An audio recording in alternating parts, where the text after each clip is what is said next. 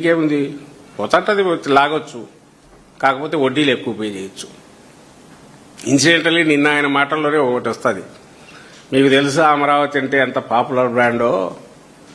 నేను అమరావతి బాండ్స్ అని ఇట్లా అనగానే 2 hours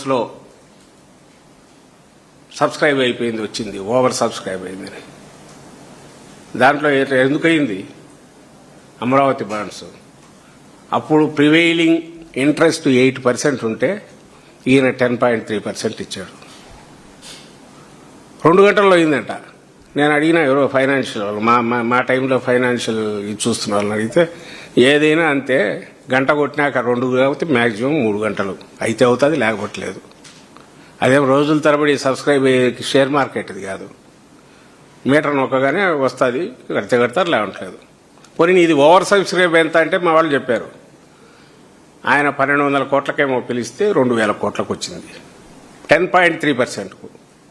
మరి మా హయాంలో జగన్మోహన్ రెడ్డి గారు కూడా పిలిచారు, మాది 2000 కోట్లకు పిలిస్తే 8000 కోట్లకు వచ్చింది. తక్కువ పర్సెంటేజ్ ఆఫ్ దీంతో, ప్రివైలింగ్ దానికంటే తక్కువ దీంతో. మరి ఆయన ఘనంగా చెప్తున్నాడు. ఇవన్నీ ఎందుకు తెలుస్తాయి ఎవరికైనా? అవునే బాబు నిజంగా వచ్చింది అమరావతి బ్రాండ్ అని అనుకుంటారు. చాలా అంతే, అయిపోయాయి, సినిమా అయిపోయారు. ఇంకా తర్వాత మళ్ళీ ఇది అవుతుంది. ఎస్, నిజంగానే సినిమా అయితే బాగానే ఉండేది, కానీ అప్పు మొత్తం రాష్ట్రం మోయాలనే, మనం మోయాలా. అందులో అమరావతి కూడా ఉంది, ఆ 29 గ్రామాలు కూడా వాళ్ళు ఉన్నారు. అందులో ఈ ప్రాంతం ఉంది, ఆ ప్రాంతం రాయలసీమ ఉంది, ఇటు ఉత్తరాంధ్ర, అందరూ మోయాల. ఈయనేమో తనకు బాధ్యత లేకపోయా, ఎందుకంటే 2047 చెప్తున్నాడు. ఇప్పుడు ఎవరు నన్ను అడగొద్దు, ఇది నిరంతర ప్రక్రియ. 2047కు టార్గెట్, అప్పుడు అడగండి కావాలంటే. మీకేమైనా తమాషాగా ఉందా? 2 ఏళ్లలో అంటే ఎట్లా అనుకుంటున్నారు క్యాపిటల్? నేను ఆ రోజు పునాది వేస్తే సైబరాబాద్ ఈ రోజు కుంగా అవుతుంది. ఓ పక్క నువ్వేనేమో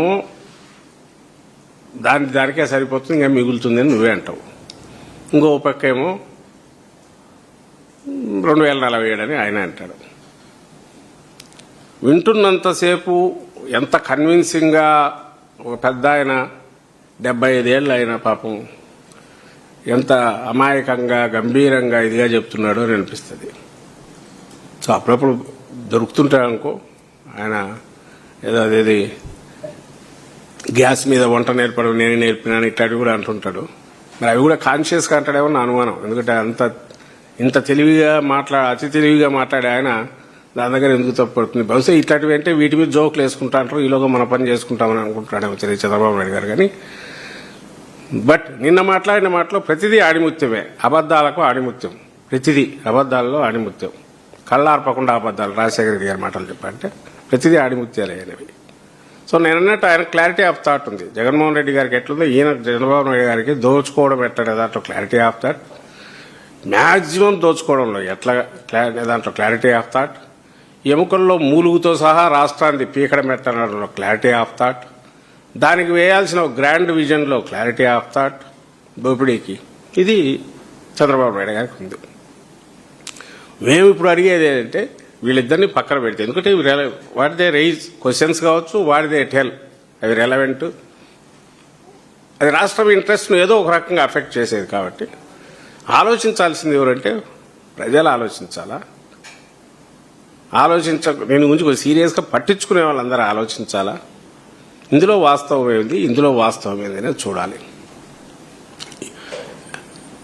లక్కీగా టెక్నాలజీ పెరిగి ఇప్పుడు అన్ని పబ్లిక్ డొమైన్లో ఉండేటివే. ఇంకా ఇప్పుడు చాట్ జీపీటీ వచ్చాయి, కొడితే ప్రతిదానికే ఆన్సర్ వస్తుంది, ప్రతిదానికి డేటా కలెక్ట్ చేసి అదే ఇస్తుంది. దయచేసి అందరు చూడండి. మొన్న జగన్మోహన్ రెడ్డి గారు పెట్టిన ప్రెస్ కాన్ఫరెన్స్లో రైజ్ చేసిన క్వశ్చన్స్ ఏదైనా అసంబద్ధమైనవి ఉన్నాయా? అందులో వేటికైనా ఆన్సర్ ఇవ్వకుండా పక్కకు తోయడానికి సాధ్యమయ్యేవి ఉన్నాయా? ఆ క్వశ్చన్స్కి ఆన్సర్స్ ఉంటే ఇంకేం అక్కర్లా. అందులో ఆయన అడిగింది ఏంది, నీ తరహా ప్లానింగ్తో అసలు ఆంధ్రప్రదేశ్కు రాజధాని అనేది వస్తుందా?